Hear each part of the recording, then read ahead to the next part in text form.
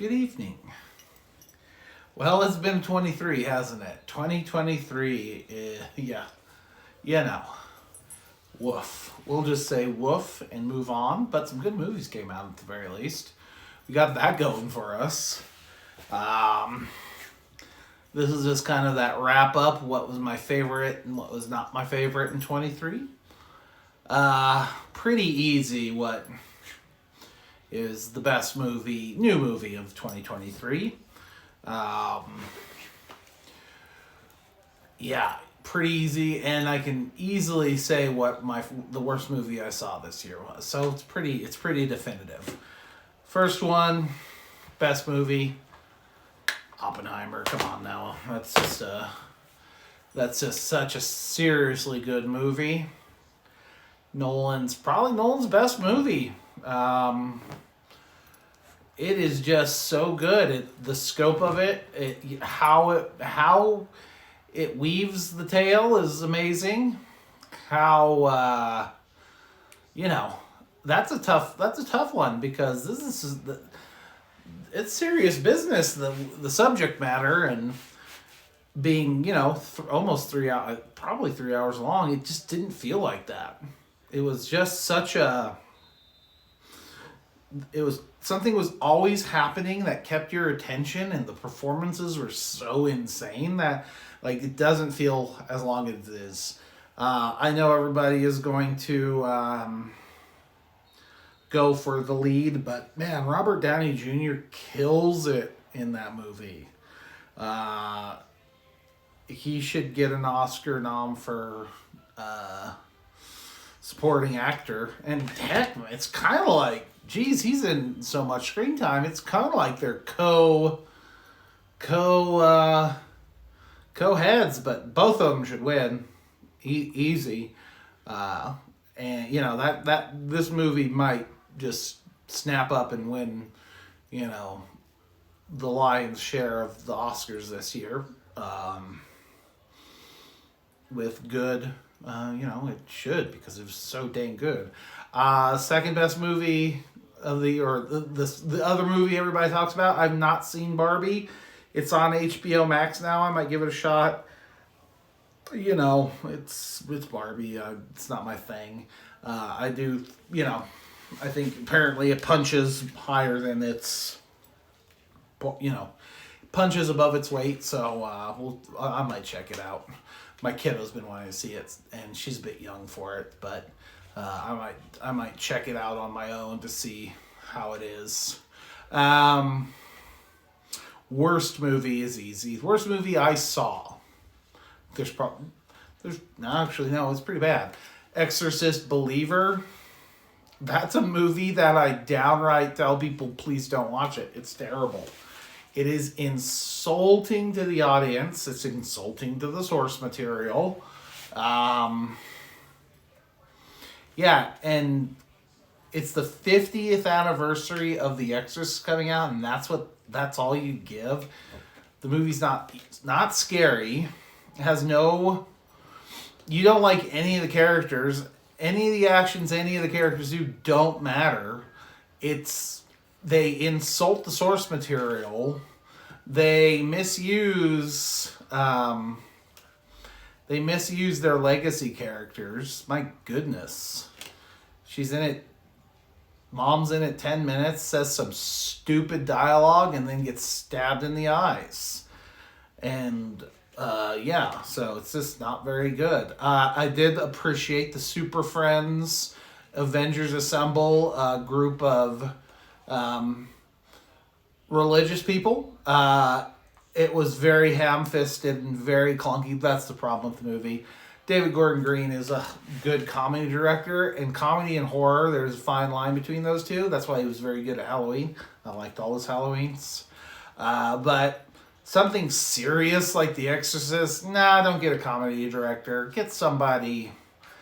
There's no one that can direct the movie because the movie doesn't need to be made. And I know they paid $1 billion to get the franchise, so they're going to make Exorcist movies, but man, take it seriously, guys. Take it seriously. So, worst movie, don't watch it. It's woof. woof and a half. It's like 4 woofs on the scale. Hot chip. Bad movie. Don't watch it. Don't buy it. I got the best thing about the movie was I got movie popcorn and a cherry Coke. That's the best part of the movie. That's not good. Most disappointing movie release, like as in like a movie that was put on physical media, and I'm a horror guy, so it's usually the bulk of the 4K ultra high defs I buy are actually old movies because they do better because film doesn't have a resolution. It's kind of what you scan it in is its resolution. So you can always get a better copy as long as that print is good. And I was very, very, very hopeful about one release, and it just is so inconsistent. And it's a shame because this packaging is literally like the best 4K steelbook packaging ever. My goodness. The Wicker Man, 1973. It's such a good movie. Still go and buy it. It's not like, don't get me wrong, it's still worth owning on 4K ultra high def. And it, considering it was like $20 or $22, I can't complain. But the movie jumps from being very, very bad, the print being terrible, and not good grainy, not awesome film grain, just like the thing was shot with a handheld type of, and I get it, low budget movie, but it goes from low quality to high quality. The highs are so good. The highs are high, the lows are low. It's one of those. That was a Christmas ornament falling, my brand new Sega Dreamcast one my brother got me for Christmas. These cats. They discover the tree at the end of the Christmas season. Anyway, we digress. This is a shame because I think what they did was they really wanted you to see the director's cut. I've only really seen the theatrical cut, and I mean, they call it the Citizen Kane of horror for a reason. It doesn't need much more. It's wonderful as it is. And all the scenes that would have been in the theatrical cut, crisp, clean, pretty. The stuff that's from the director's print, which, that the stuff that gets dropped on the floor or edited out is generally not taken care of as well as the theatrical prints and the originals from what made it to the big screen. So I get why some of it looks good and some of it doesn't.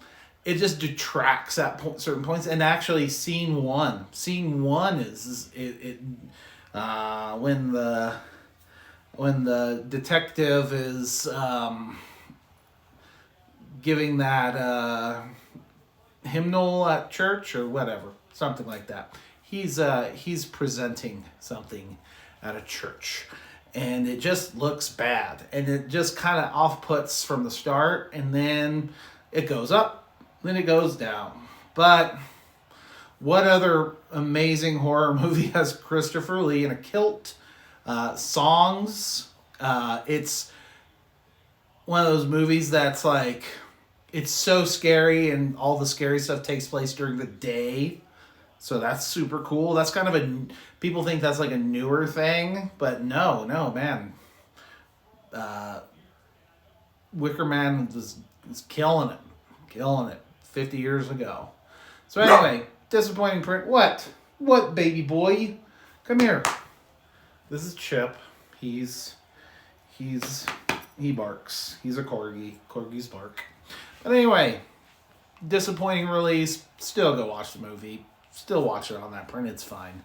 Like, these are not problems. These are myths. Just little myths. I would say the best overall, like my favorite movie I saw, which is not the same thing as the best movie, I guess, but the one that I was pleasantly surprised with and I had a lot of trepidation for beforehand. I'd never seen it because the Exorcist sequels are generally told to be bad, and let's be realistic. One is amazing. It is S beyond S. It's above S. What's above S? I mean, God tier. The Exorcist 3. I was really scared. I watched this movie on last drive-in, so it was like 4 hours long because there's a lot to talk about with Joe Bob. And at first I was like, this is such a pretentious, long-winded movie where nothing happens. It's a George C. Scott chewing up scenery, talking about things that happen. Is like, show what happens. Don't talk about what happens. But then you start realizing, well, this thing is pretty dang good, and by the time Brad Dourif gets there, you're bought in this. Like, this is an awesome movie. It's a shame that Morgan Creek got involved and added that random preacher or priest that has no dialogue with any other character until the end, and it's clearly shot differently. And if they could edit that out and still keep the Brad Dourif stuff that's intact and awesome, it would be great. I think there is actually like a Legion cut that I need to check out. So hopefully it's on the 4K Blu-ray. I need to buy that this year. Happy with having the tape though. I actually generally I try just to find tapes at thrift stores because paying $1 or 10 cents for it is a lot better than paying eBay prices. But this was like $9 shipped, so I was like, okay, I'm just gonna buy it. But yeah, that's the movie that I've watched it like 3 times in September. I'm so glad I finally watched it. And I would honestly have probably watched it a couple more times, but Christmas has gotten in the way and Thanksgiving and all that stuff. So, you got to fit those Christmas vacations in and whatnot. But anyway, I think those are the 3 movies that really or 4, I guess, because of Believer. It's memorable in how bad it is, but it's still memorable, I guess. But anyway, those are the 4 movies that I think stuck out to me in 2023. Honorable mentions go to Alligator. I didn't know Alligator fucking hit that hard. And it does. And I got it on beta. Local record store, Iconic Records, had it. A bunch of beta, and I went in there and kind of cherry picked some good stuff. Assault on Precinct 13, The Thing. I've never owned Assault on Precinct 13 on tape. I have it on Blu-ray, but not on any physical media or tape media. And yeah, so I got in Salem's Lot, the movie, which is like the cut down version. I've never watched. I always watched the 2 tape. The full thing, because why not? Why would you want to not watch more of Salem's Lot? But anyway, kick ass. 23 was let's move on to 24. 24 is going to be good. It's going to be silly. It's going to be crazy. I don't know what good movies are coming out next year, and I don't know what good releases are coming out next year, but there's some good 1984 and 1994 movies that will probably get talked about a lot. I think The Shawshank Redemption's from 94, and oh man, that movie, we can probably talk about that one because that was the best movie that year. Forrest Gump is... What are you doing? Forrest Gump is perfectly fine. It is. It's very wholesome and, it gets you in the feels. And it's nostalgic for that generation. But, man, The Shawshank Redemption says a lot, does a lot, looks so pretty, so well written, so well directed. I'm sure we'll have to talk about that. Maybe we could have a prison movie talk, because there's some bangers, like Escape from Alcatraz, Clint Eastwood, kick-ass movie. Anyway, I digress. It's not 24 yet. It's still 23. I hope you have a wonderful holiday season. Don't go out drinking on New Year's Eve. A really good friend of mine, Harry Day, always said, it's the time for rookies to be out. The rookie drinkers, the people that don't party normally, don't know how to handle themselves, go out. And yes, I know we live in an age of Uber, but in New Mexico, that is not the case. There's going to be there are going to be lots of drunk drivers out, so I just don't even bother with it. Have yourself a safe and wonderful New Year's. Roll Tide. It's going to be an interesting game. I kind of want, although, having Michigan win would mean that Harbaugh would probably go to the NFL, but apparently reports are, Ian Rappaport, so it's a good reporter, saying my Bears are keeping Eberflus, so I guess it doesn't matter, so Roll Tide. Anyway, have a good and wonderful New Year's.